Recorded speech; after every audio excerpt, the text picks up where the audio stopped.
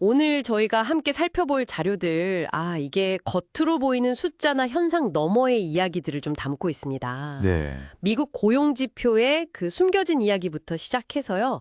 AI 기술의 현실적인 적용, 한계 같은 것들, 그렇죠. 그리고 특정 산업의 구조적인 문제나 투자자들의 아주 생생한 심리까지 쏟아지는 정보 속에서 당신에게 정말 중요한 의미를 찾아보는 시간, 바로 시작해보죠. 네. 특히 그 헤드라인만 보고 좀 속단하기 쉬운 정보들이 많잖아요. 맞아요. 예를 들어 방금 말씀하신 그 미국 고용지표. 네. 최근 발표된 거예요.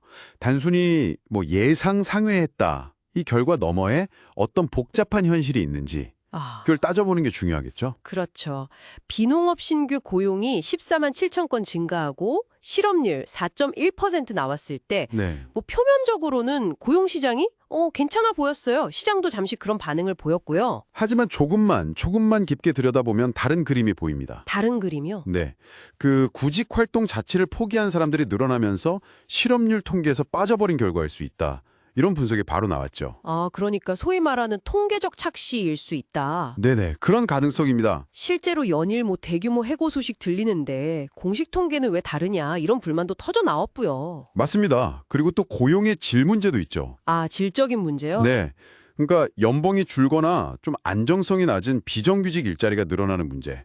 이런 우려도 커지고 있고요. 그렇군요. 이런 세부 내용들을 보면 사실 헤드라인 숫자만 보고 연준이 긴축 완화를 서두르지 않을 거다. 이렇게 단정하기는 좀 어려워요. 너무 앞서 나갔을 수 있다. 네, 시장이 지표의 의미를 너무 과대 해석했을 수 있다는 거죠. 연준 역시 이런 질적인 측면이나 또 후속 지표들을 아주 면밀히 살필 가능성이 높습니다. 단순히 숫자 하나에 일희일비할 상황은 아닌 셈이죠. 표면적인 숫자 뒤를 봐야 한다는 거. 이게 비단 경제 지표만의 얘기는 아닌 것 같습니다. 그렇죠. 최근에 정말 뜨거운 감자죠. AI 기술.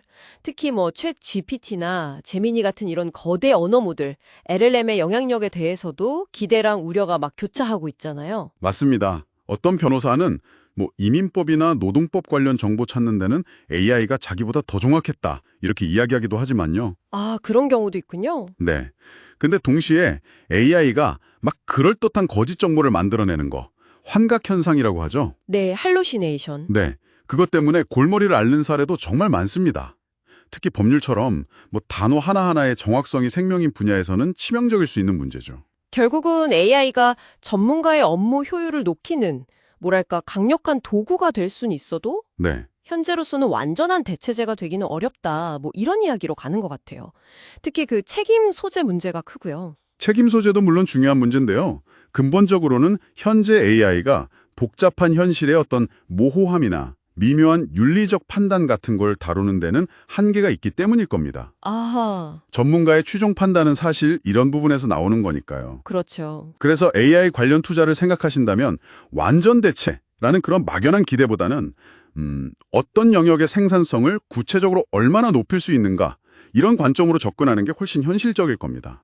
관점의 전환이 중요하군요. 이번에는 한국의 좀 특정 현상하고 문화적 배경을 연결한 분석을 좀 보죠. 네. 유독 국내 헬스장들 폐업률이 높다는 지적이 있었는데요. 1년 안에 거의 70% 가까이 문을 닫는다. 이런 통계도 있더라고요. 네. 흔히들 비싼 PT 강요나 선결제 받고 나서 서비스 질이 떨어지는 거 이런 문제들을 원인으로 꼽죠. 네. 근데 이 자료는 좀 더 구조적인 문제를 지적하고 있습니다. 맞아요. 단순히 서비스 문제를 넘어서서 운영 방식 자체가 선금을 미리 당겨 쓰는 구조에 의존하고 있다. 네. 더 나아가서는 한국 사회 특유의 그 높은 레버리지 활용 경향과 맞닿아 있다. 이 분석이 참 흥미로웠어요. 네, 특정 산업에서 비슷한 문제가 계속 반복된다면 그건 개별로 사업자의 문제라기보다는 그 안에 내재된 비즈니스 모델의 위험성을 보여주는 신호일 수 있습니다. 그렇군요. 내재된 위험. 네, 선급금이나 레버리지에 기댄 모델은 단기 유동성 확보엔 유리할지 몰라도 예상치 못한 변수에는 아주 취약하고 결국엔 고객 신뢰를 잃기 쉽죠. 신뢰를 잃는다. 그렇죠. 유사한 방식으로 운영되는 다른 사업 영역을 볼 때도 충분히 참고할 만한 지점입니다. 마지막으로 투자 심리에 대한 이야기를 좀 나눠보죠. 암호화폐 시장 쪽인데요.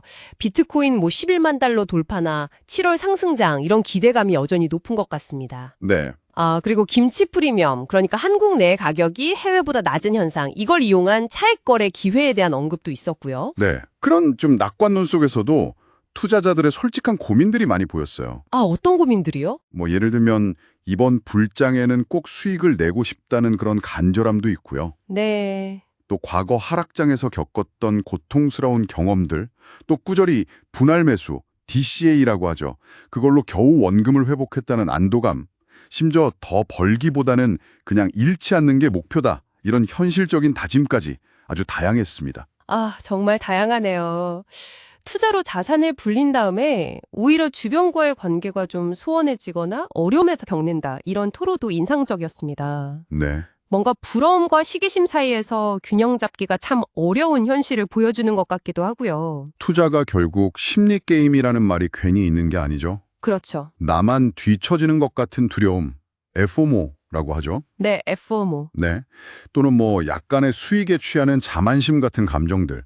이런 것들이 얼마나 위험할 수 있는지를 잘 보여줍니다.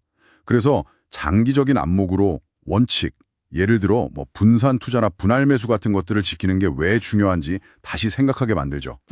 원칙 준수. 그리고 또 하나, 성공 이후의 관계 관리. 이건 역시 투자의 또 다른 중요한 측면이라는 점도 간과해서는 안 될 것 같습니다. 자, 오늘 저희가 살펴본 여러 이야기들 결국 하나의 맥락으로 이어지는 것 같습니다. 그 눈에 보이는 현상이나 발표되는 숫자 너머에 있는 그 진짜 의미를 파악하는 것의 중요성이죠. 네, 바로 그 지점에서 당신 스스로에게 한번 질문을 던져볼 필요가 있습니다. 어떤 질문일까요? 당신이 내리는 판단과 결정에는 이처럼 다양한 층위의 맥락들이 충분히 고려되고 있나요? 혹시 당신이 놓치고 있는 결정적인 이면은 없는지 한번 차분히 돌아보는 건 어떨까요?